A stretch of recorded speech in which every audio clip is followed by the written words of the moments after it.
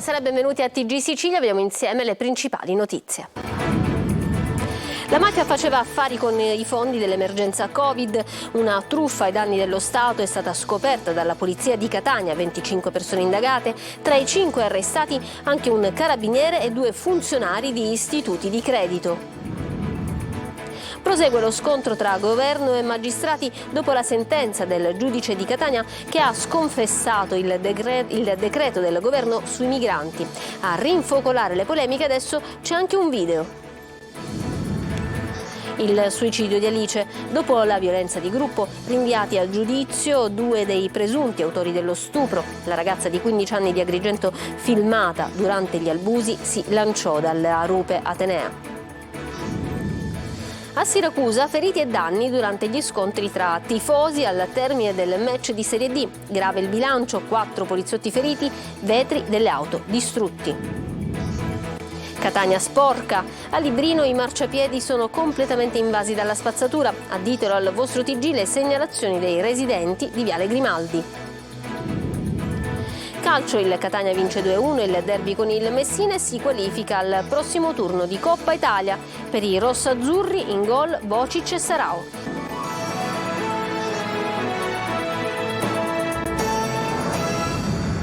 Bentrovati. I fondi dell'emergenza Covid finivano nelle casse della mafia grazie alla complicità di un carabiniere, di funzionari di banca, imprenditori e commercialisti. La truffa allo Stato all'ombra del clan Santa Paola Ercolano è stata scoperta a Catania, 5 persone sono state arrestate, 25 indagate, 380.000 euro sequestrati. Emanuela Corsi. Un sodalizio criminale che avrebbe approfittato degli aiuti di Stato per fronteggiare l'emergenza economica legata alla pandemia. Una truffa messa in piedi a Catania che avrebbe permesso di percepire più di 380.000 euro di finanziamenti erogati sulla base di documentazione falsa e presentata da persone che non avevano i presupposti di legge. Oltre 100 gli uomini della polizia che hanno partecipato all'operazione lockdown, eseguendo le ordinanze di custodia cautelare messe dal GIP su richiesta della procura a carico di 10 persone responsabili di associazione per delinquere finalizzata alla truffa ai danni dello Stato durante l'emergenza Covid. 5 di loro sono state arrestate con l'aggravante di aver agevolato l'associazione mafiosa Santa Paola Ercolano. Tra questi figurano, oltre a un esponente del clan, Gabriele Santa Paola, già detenuto, anche un brigadiere capo dei carabinieri in servizio a Catania, Paolo Marrangoni, che avrebbe più volte consultato le banche dati di polizia per finalità illecite. Le indagini svolte tra marzo e novembre del 2021 hanno fatto emergere che al vertice dell'associazione criminale, composta tra gli altri da vari professionisti del settore, Alessandro Mirabella, funzionario di banca, e Andrea Pappalardo, direttore generale della Cofisan, sfruttando la loro posizione avrebbero promosso e organizzato l'attività dell'organizzazione criminale. Seguendo un preciso modus operandi, gli indagati, sfruttando la semplificazione procedurale del cosiddetto decreto liquidità del 2020, dunque in piena pandemia, avrebbero assicurato a diversi beneficiari, per la maggior parte titolari di esercizi commerciali, l'accesso ad almeno 13 finanziamenti indebiti, producendo una falsa documentazione reddituale. Il GIP ha disposto il sequestro preventivo della somma di oltre 380.000 euro. Fabrizio Spedale e Salvo Graziano, i 2 vice sovrintendenti di polizia arrestati 2 giorni fa a Palermo per corruzione, si sono avvalsi della facoltà di non rispondere all'interrogatorio di garanzia reso oggi al GIP. Ha invece risposto il terzo indagato, il pusher Ignazio Carollo, che ha ammesso di aver ricevuto notizie riservate su indagini in corso e di aver diviso con i poliziotti i guadagni della droga destinata alla distribuzione dopo il sequestro e invece rivenduta dai poliziotti allo spacciatore. Spedale e Graziano si sarebbero impossessati di parte dello stupefacente finito sotto sequestro e poi avrebbero finto, attraverso falsi verbali, di averlo distrutto. Invece l'avrebbero fatto avere a Carollo perché lo rivendesse. Nuovo capitolo nello scontro fra governo e magistratura dopo la decisione del Tribunale di Catania che ha liberato 3 extracomunitari che erano stati trattenuti in base alla nuova procedura di frontiera accelerata. Spunta un video in cui il magistrato che ha preso la decisione protesta nel 2018 contro Salvini al porto di Catania insieme agli attivisti. Ce ne parla Manlio Viola. Un giudice non deve soltanto essere imparziale quando redige una sentenza, una decisione, ma deve anche apparirlo agli occhi dell'opinione pubblica o si rischia di delegittimare l'intera categoria. È la critica che piove da tutto il centrodestra e adesso anche da Italia Viva sul giudice catanese Iolanda Apostolico. Critiche che seguono il video postato da Salvini su X, nel quale la mostra mentre partecipa ad una manifestazione del 2018 al porto di Catania. È un nuovo capitolo dello scontro fra governo e magistrati, proprio all'indomani dell'intervento del ministro Nordio, che ha confermato l'intenzione del governo di presentare ricorso contro il provvedimento di Catania. È una pioggia di attacchi dal deputato catanese della Lega Anastasio Carrà, responsabile immigrazione di Fratelli d'Italia, che parla di sospetti di parzialità. L'Associazione Nazionale Magistrati però valuterà insieme alla diretta interessata se e come intervenire, fanno sapere proprio da Catania, ma dal CSM arriva una prima dichiarazione che sembra preludere invece un intervento non favorevole. Il ruolo del magistrato richiede che l'autonomia e l'indipendenza non si limitino esclusivamente allo svolgimento delle funzioni, dice il presidente Enrico Aimi della prima commissione, quella che si dovrà pronunciare sulla pratica a tutela della magistrata di Catania chiesta da 13 consiglieri togati. Ma dal CSM arrivano anche parole di difesa. Preoccupa infatti l'azione di delegittimazione dell'intera categoria. Il giudice deve essere libero nel privato di esprimere le proprie opinioni anche politiche. Lei, la Apostolico, invece non replica. Sono al lavoro e non posso parlare, risponde a chi le chiede qualcosa. E in tribunale a Catania è calato il silenzio anche nei confronti dei cronisti, clima pesante e tutti che fanno quadrato in difesa della categoria. Imputato per sequestro di persona e rifiuto di atti d'ufficio, Matteo Salvini domani sarà a Palermo per l'udienza del processo Open Arms, dove non ci sarà il test Richard Gere perché è impegnato sul set di un nuovo film. Per la ONG spagnola però è una vigilia complicata. Per la seconda volta la nave è stata bloccata nel porto di Marina di Carrara per un fermo amministrativo di 20 giorni e multata per alcune migliaia di euro. Rinviati a giudizio 2 dei presunti autori dello stupro di gruppo di Alice, la quindicenne che 2 anni dopo, schiacciata dal dolore per il fatto, si lanciò dalla rupe di Agrigento. Roberta Lunghi. A 15 anni costretta a fare sesso di gruppo e ripresa durante la violenza e 2 anni dopo, il 18 maggio del 2017, si è suicidata lanciandosi nel vuoto dalla rupe Atenea di Agrigento.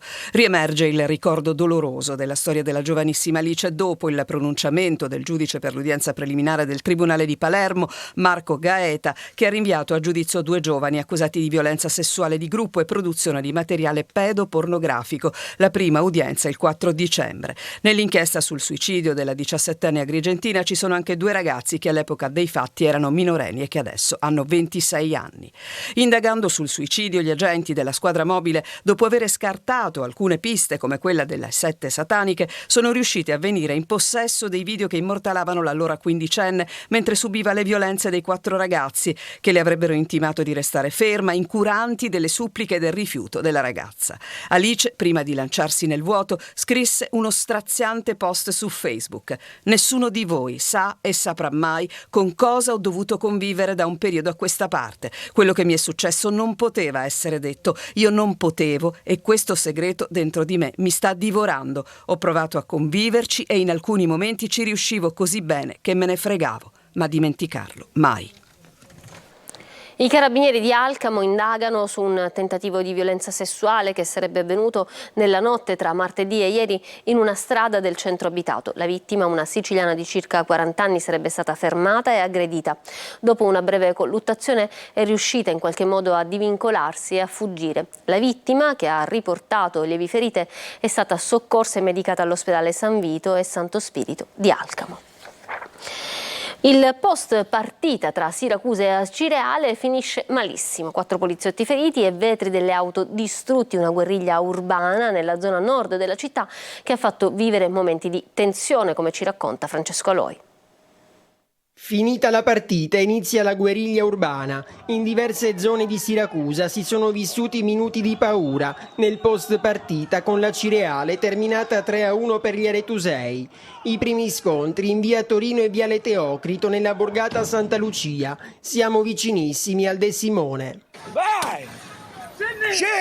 I colpi di bastone, la violenza gratuita è quello che si vede in questi video diffusi sui social. Alcuni agenti sono rimasti feriti. Un mercoledì pomeriggio che si poteva trasformare in tragedia. Per le strade c'erano tante auto, persone che con la partita non avevano nulla a che fare e che si sono trovate davanti a uno scenario tutt'altro che sportivo. Diverse le auto con i vetri rotti. Un sport è sport, ma violenza no.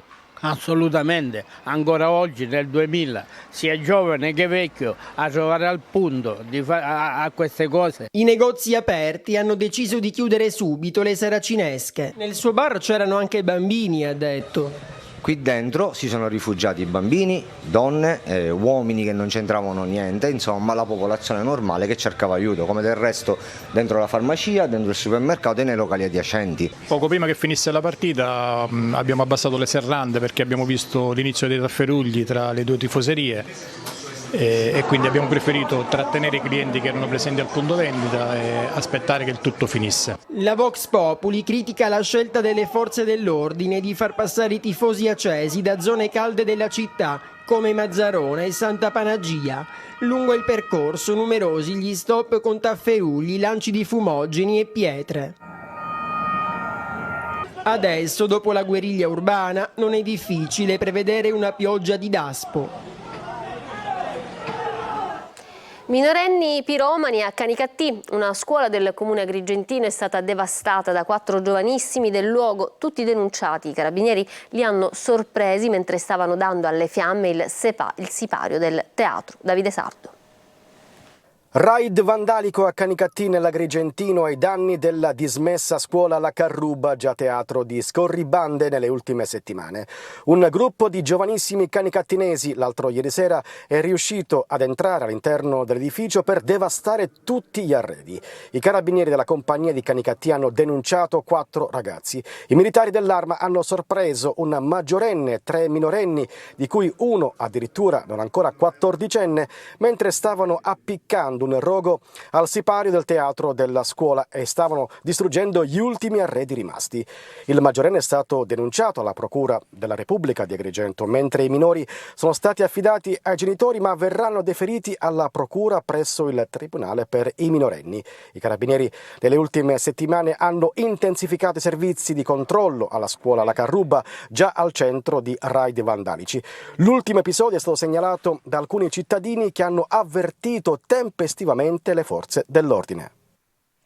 2 elicotteri e 2 Canadair in azione per spegnere l'incendio divampato a Palermo sul Monte Pellegrino, partito dalle falde del promontorio. I mezzi aerei hanno eseguito diversi lanci. Le fiamme sono alimentate dal vento. La strada che porta alla borgata marinara di Mondello è stata chiusa per consentire alle squadre di soccorso di poter operare in sicurezza.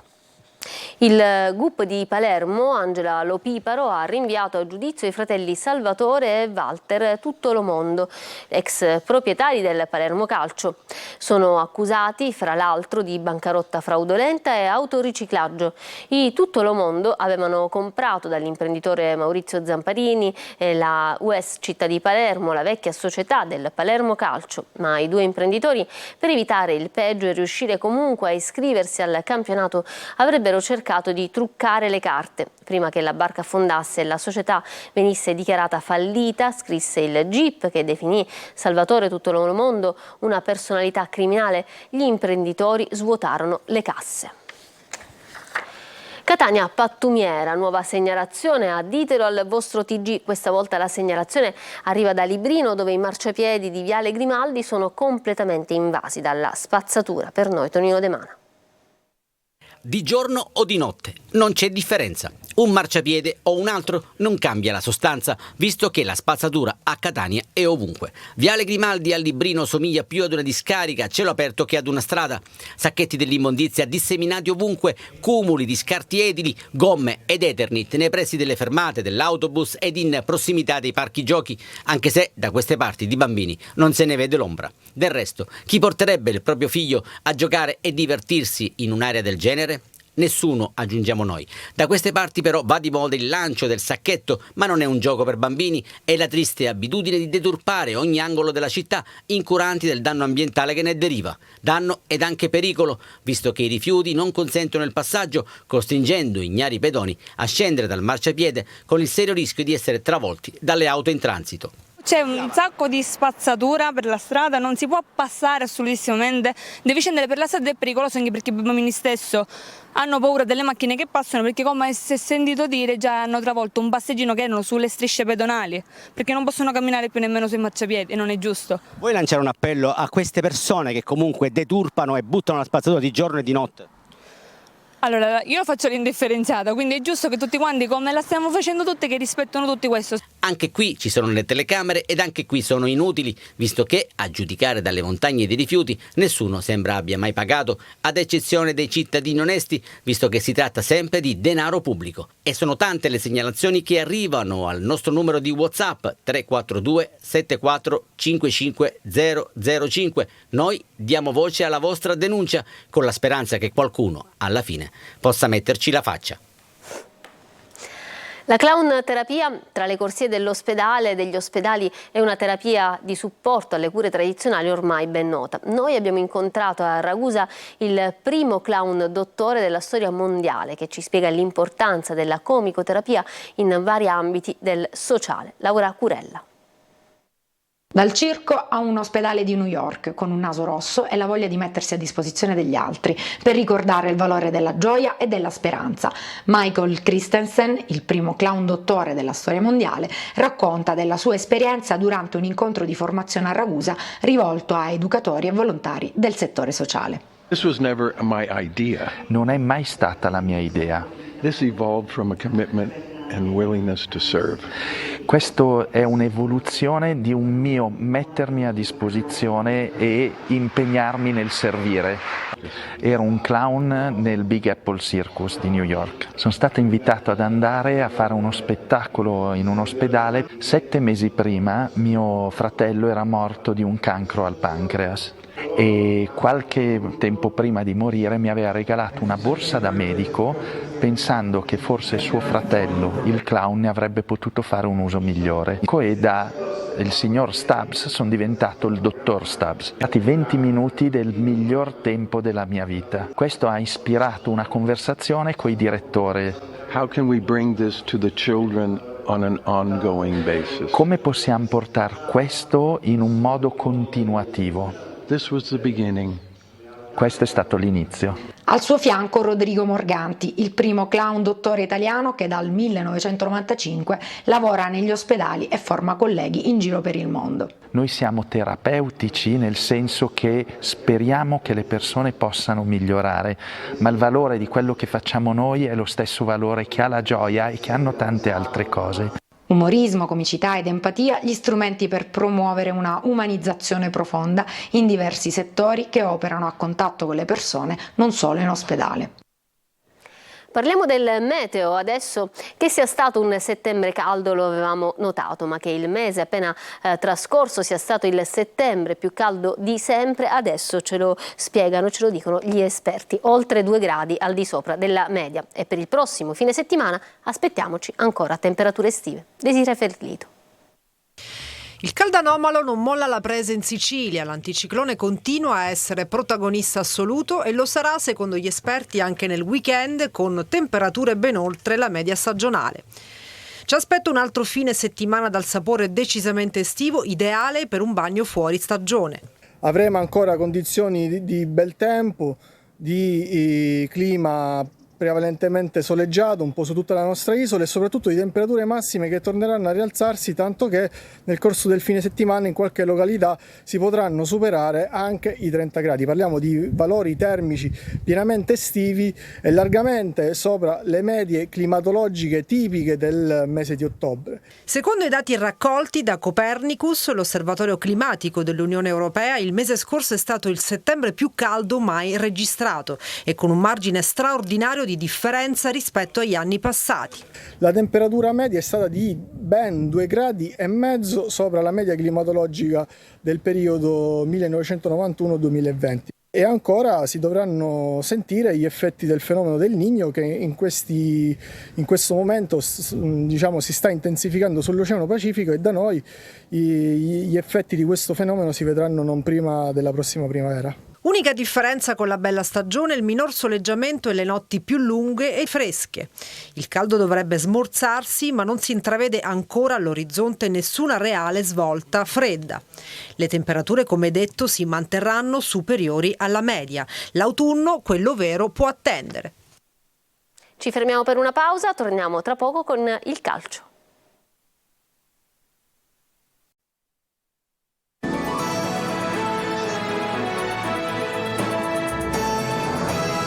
Ritorniamo in studio con lo sport, il calcio, il Catania vince 2-1 il derby con il Messina e si qualifica al prossimo turno di Coppa Italia. I rossazzurri segnano con Bocic e Sarao, i giallorossi accorciano con Ortisi nel finale. Marco Carli. Il derby di Coppa Italia sorride al Catania che avanza con merito. Tabiani cambia 7 giocatori rispetto a Caserta, ampio turnover anche per il Messina con una formazione per 10 undicesimi diversa rispetto a quella vittoriosa con l'Avellino. I rossazzurri partono subito forte, recuperano palla con Deli che fa tutto benissimo e a tu per tu con De Matteis colpisce però la traversa. Il Messina si chiude bene, la squadra di Tabiani dopo l'avvio brillante non ha facilità a trovare sbocchi, a inizio ripresa rossazzurri di nuovo arrembanti e in gol. Bella incursione di Zammarini che serve Marsura, bravo a trovare in mezzo all'area Bocic che spedisce in rete 1-0. Gli etnei in maglia bianca sono padroni del campo in questa fase. Marsura conquista un angolo, in area si fa trovare prontissimo Sarao che di testa manda in rete e poi va a esultare sotto la Nord. Sono felici i quasi 10.000 spettatori presenti al Massimino. È una competizione importante, al di là che ti potrebbe dare una griglia di playoff di un certo livello, ma soprattutto sarebbe bello arrivare in fondo. Quindi l'abbiamo affrontata nel modo migliore, è ovvio che magari qualcuno ha dovuto rifiatare, però abbiamo messo in campo una formazione allo stesso di livello. Il Messina si fa vivo nei minuti finali con Pacciardi che colpisce il palo sugli sviluppi di un calcio d'angolo e poi accorcia con Ortisi su punizione un bel sinistro che si insacca nell'angolo alla destra di Beters. Io dalla mia sono contentissimo, ho giocato con tanti ragazzi che avevano bisogno di minutaggio e le risposte sono state tutte positive. Bene, questo era l'ultimo dei nostri servizi, io vi lascio alla programmazione di Antenna Sicilia, vi auguro una buona serata da parte mia e dei tecnici della regia. Arrivederci.